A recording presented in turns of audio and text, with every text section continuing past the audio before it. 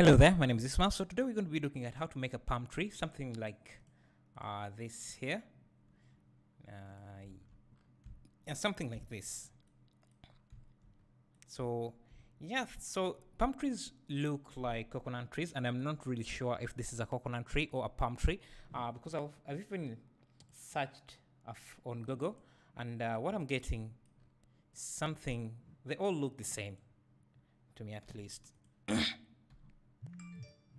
Let me get this here. I guess the difference is in how these leaves are connected, because you can see for this tree, I don't know if this is a palm tree. I guess this is the coconut tree because it has coconuts. You can see the differences in how these leaflets are connected to this stalk, to the main stalk. You can see all of these here are connected at the same point, but for this here, every leaflet is connected at a different point on the leaf, and they start all the way nearly at the start of the stalk. But for this here, all the leaflets are connected at the end of the stalk. I think that's the only difference that I can see. But yeah, whatever this is what we are going to create. And yeah, so let's dive in and get started. So the way we're going to work on this is that I'm going to make we're going to start by making a leaflet, a single leaflet like this here, and then duplicating that a few times with a few variations, and then connect them on a single stalk that will connect. So then we'll have a bunch like this, and then have those connected to a single point, and then this entire bunch will be connected to a stem like this here. So let's get started and create this leaflet. So I have already I have a Blender project already opened, and I have some reference images here. This is a single stem or leaflet, or whatever you want to call it, as single stalk or leaflet. So yeah, find a few reference images to work on, to work with, and we can get started. So I'll go to top mode here and add a plane, scale it in the x-axis, something somewhere like that, and then go to edit mode, make sure to apply scale and rotation, then add a few loops, maybe 5 or 4 like that, and then we're going for this kind of shape. And you can see it begins up very sharp and then widens a bit in the middle, and then shrinks again at the connection point. So we can select those two like that, and then we can turn on proportional editing, then scale in the x-axis to have something like that. I'll move this above the ground, above the grid, and we need this, I don't know how this is called, maybe the stalk of the leaf. Add that there like that, and then push it, turn off proportional editing, and then push it down a bit like that. Can bring this vertex up because that will be the end point. Then for this here, which would be the apex, push it up a bit like that. We can turn on small shading for this, and make sure you save the project. So we have our leaflet like that. So let me go to the front here. This should also be flat like that. So we have our leaflet here, and now we can go in and add some materials to make it look exactly like this. So I'll go under shading and can zoom in a bit, create a new material. I'll call this leaf or leaves. Then we're going to use a gradient to create this kind of green to yellow gradient that you see here. So Shift A, texture gradient. If we preview that, you can see this is what we get. The shortcut I used to preview this was Control Shift and then clicking on the node. That will preview the node that you have selected in your viewport.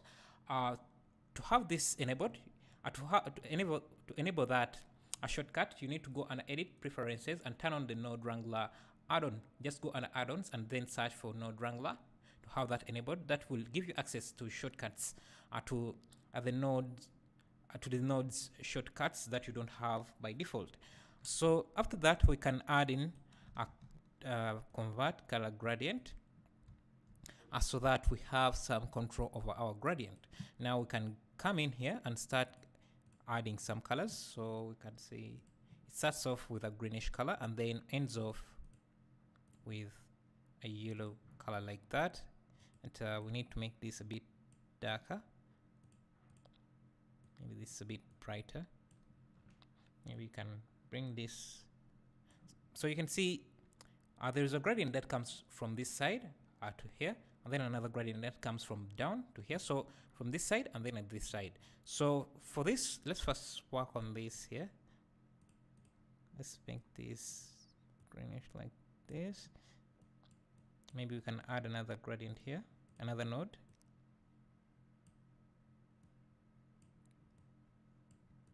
Then, so this would be our stalk. So we need to mix the two here.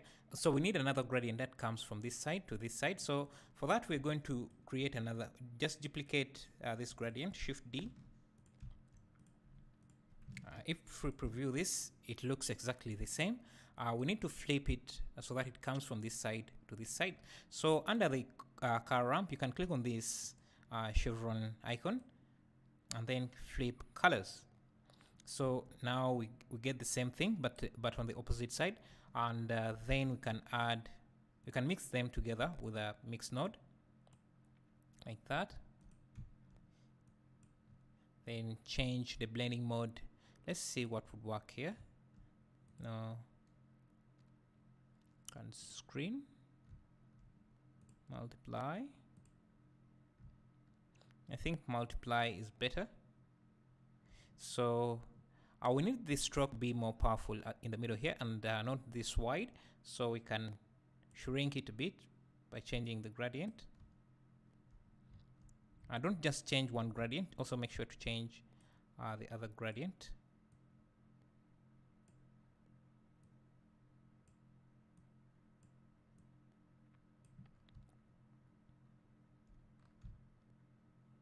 You can see what we have. Another thing you will notice is that these leaves at the connection here, there is kind of a dark gradient that fades off into a lighter gradient, into lighter colors up here. So we can also do that, add another gradient. So Shift A, we can just duplicate this, add a car ramp, convert car ramp, connect this to this. Let's preview this. It's still in the same direction. So we want to flip it so that it comes from this side to this side. So we can add texture coordinates. So Control Shift T, select the node, and then Control T to give you the texture coordinate mappings. So it's very hard to see the angle or rotation of the gradient when you have an object as flat as this. So just to preview how this would look, I'm just going to add a cube, maybe scale it down a bit, and give it the same material. This is leaves. So leaves. You can see the direction of the gradient. So let's rotate this around and see where this is. So this is from down up, which is not what we want. Which I would do it. We want, let's see, not that. Yeah, this I think would work. So rotate it 90 degrees. And let's play around with the location. See if that would help. Yes. Yeah, but we want it to come from this side to up. So this can be negative 90. Yes, something like that. Let's change this to easing so that it's not too powerful. Maybe we can. So we need to mix this with the results we are getting from this. So Shift A, color, mix RGB. This can go to the bottom, and this can go to the top. Now if we preview this node, see what we have. So we can change this to multiply. You can see that the bottom part is darker than the top part. And we can just make this faded a bit. Or what we can do is just control the colors directly here. So we change this to overlay. What did we use here? Multiply. Okay, so we can leave it to multiply and come in here. Let's first preview this. We can give this a dark green. Make it a dark green, and this can be yellow, like that. And if we preview this, see what we get. Push this even further. We can also use the location to push it even more further, like that. So this would be connected to our color, to our base color in the principal BSDF.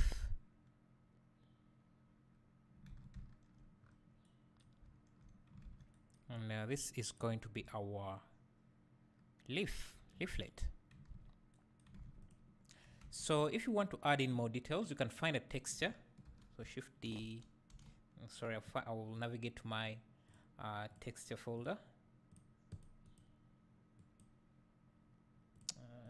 Textures, and find something that can give me some good textures. Maybe this here, because you can see if we look at this, there is that kind of vein setup that might add some interesting details to our leaf. So we just need to rotate them so that they look like this. So let's see if we use Ctrl T to bring in the texture mapping. Let's see if rotate this 90 doesn't give us what we want. 90. Now let's see if we rotate this 90. I think it looks a bit too stretched.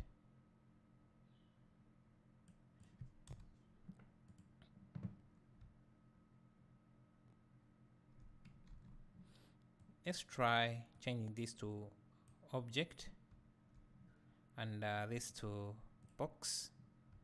Yeah, so you can see we are getting better mapping here, and we see a seam there. So you can remove that by using the blending mode. If it doesn't go away, you can try changing the scale a bit and the position so that you don't see that seam. That's coming because the texture is repeating, so we need to scale it so that and then move that seam away from. But it's not really going to matter a lot because that is going to blend in with our color. So just add a color, mix RGB. Make sure this is at the bottom and the color is at the top. Let's preview this node. Right now this is what we have. I change this to multiply and reduce the factor a bit so that we have something like that. So we can also just use this directly in our roughness. We can use this directly as our roughness map. So if you preview this, I think that looks good enough. Yeah, I think that's good. But maybe it's too reflective in some parts, so we can add then a color ramp between here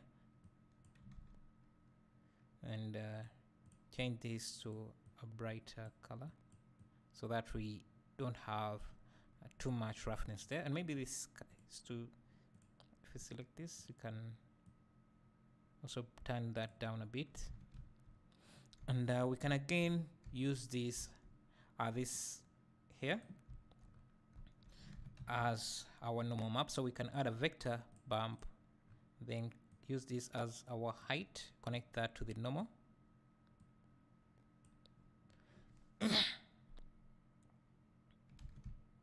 And reduce the strength.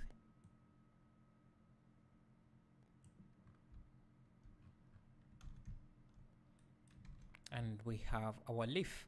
So in the next part, we'll start duplicating these into different leaflets to make our to make this single leaf. But before I complete this this tutorial, what I'm going to do is break down all of these nodes into one single image, so that we don't have to use all of these. Let me see, why is this not the node we are using?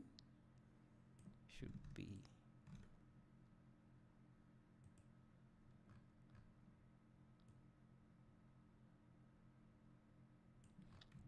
yeah. So let's first bake this into a single image, a color image, and also bake the roughness and then the normal map, so that we don't have to deal with all these nodes at once. So make sure you have UVs for this object.